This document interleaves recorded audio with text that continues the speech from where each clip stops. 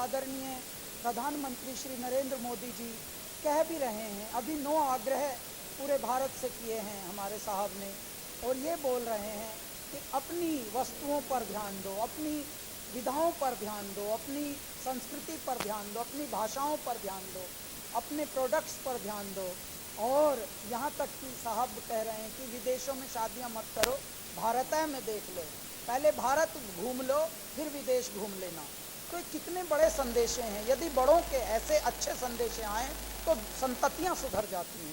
इसी श्रृंखला में एक बात ये है कि जो हमारा संगीत है, जो धीरे धीरे या तो फिल्मी हो रहा है या फिर विदेशी संगीत को फॉलो कर रही हैं जनरेशन्स, उनमें भी धीरे धीरे आवश्यकता थी कि हमारा जो पौराणिक संगीत है, जो जड़ें हैं हमारी, जो हमारे सांसों में बसा है, हमारे रोने में भी संगीत, हंसने में भी संगीत, जागने में संगीत, सोने में संगीत, यहाँ तक कि किसी पे क्रोध करे तो भी संगीत, तो जहाँ कण कण में संगीत हो, उस संगीत की कहीं वैल्यू या नहीं है।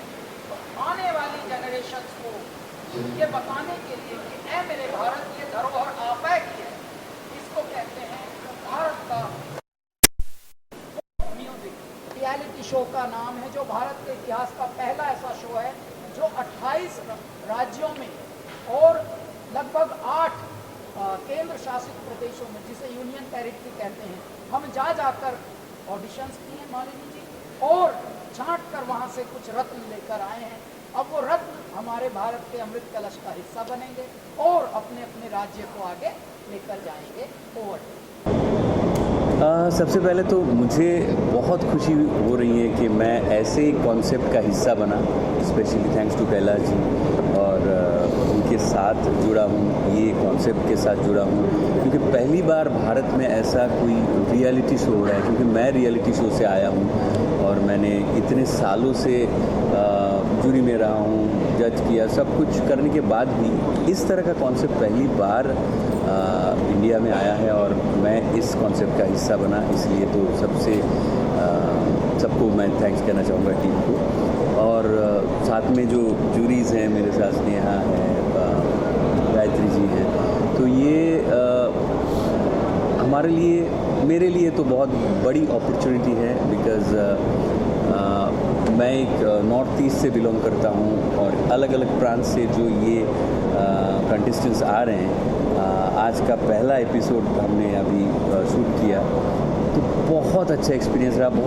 मैं बहुत शुक्रिया करना चाहूँगी कैलाश जी को और दूरदर्शन को, प्रसार भारती को, कि इस शो में मुझे हिस्सा बनाया आप लोगों ने।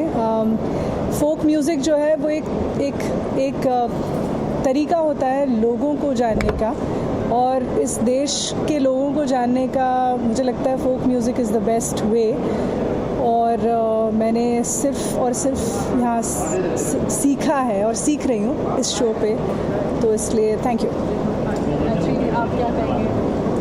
Very thankful to Kailash ji and Doordarshan for having me, खासकर as a representative from the south, क्योंकि ये जो शो का नयापन जो है साउथ इंडियन लैंग्वेजेस में है इस शो में। ये क्या होता है, जो भी नेशनल टेलीविजन में आता है सिर्फ हिंदी गाने होते हैं, तो इस जो यूनिक जो प्रोग्राम है इसमें तमिल का रिप्रेजेंटेशन है, मलयालम का, जहाँ से मैं केरला से हूँ, और आई हैव जज many reality shows in Kerala, so I am so thankful to have gotten this amazing opportunity to sit and listen to North Indian singers and all over the country, from all states, to these incredible jury, and I'm so happy to have my amazing colleagues, and let's make it into a great celebration.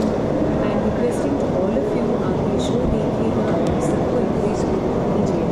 क्या सृजन कर रहे हैं, उसके लिए हम क्या दिखा रहे हैं, क्या छोड़ रहे हैं। और जब हम बोलते हैं कि अनेकता में एकता, एक भारत श्रेष्ठ भारत, भारत को सेलिब्रेट कीजिए, भारत का उत्सव मनाइए, तो हमें बताना भी पड़ेगा कैसे हमारे पास क्या थाती।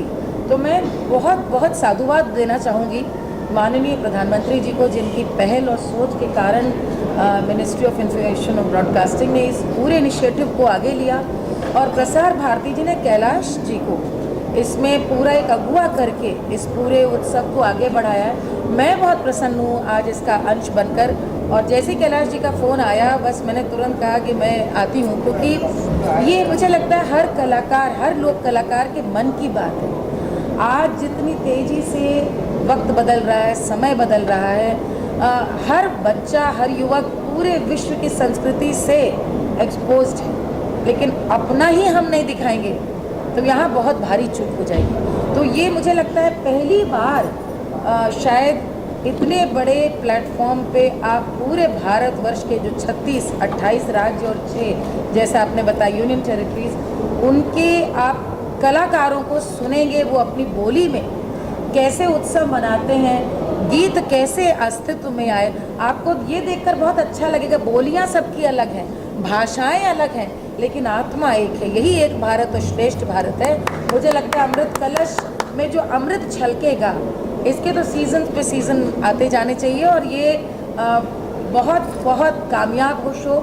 महादेव से मैं आज यही मानती हूँ। आज कार्यक्रम में मैं बैठी थी और भगवान राम का सोहर जब बजा तो मुझे याद आया कि एक समय था आज से 20 साल पहले कि दूरदर्शन में ही भगवान राम के जन्म का मैं सोहर गा रही थी। मुझे मना कर दिया गया था कि नहीं गाना है, अयोध्या में राम जन्मे, ये नहीं गाना है। वहाँ से लेकर के आज ये भारत का सौभाग्य, हम सब सनातन धर्मियों का सौभाग्य है कि इस समय हम उत्सव राम का मना रहे हैं। राम संस्कृति हमारी और हम उनके गीत गा रहे हैं। मैं आज जिन कलाकारों ने आज गाया है उनको भी आशीर्वाद देती हूँ और आप सभी से ये अनुरोध करना चाहती हूँ, आप जहाँ तक पूरे कार्यक्रम को ले जाएं कि देश भर के जो लोक कलाकार हैं वो अपनी एक आस ना छोड़ें। अब उनके लिए प्रसार भारती और अमृत कलश और कैलाश जी इतना बड़ा एक प्लेटफॉर्म लेकर आए कि उन सबको अवसर मिलेगा यहाँ पर आने का और गाने का।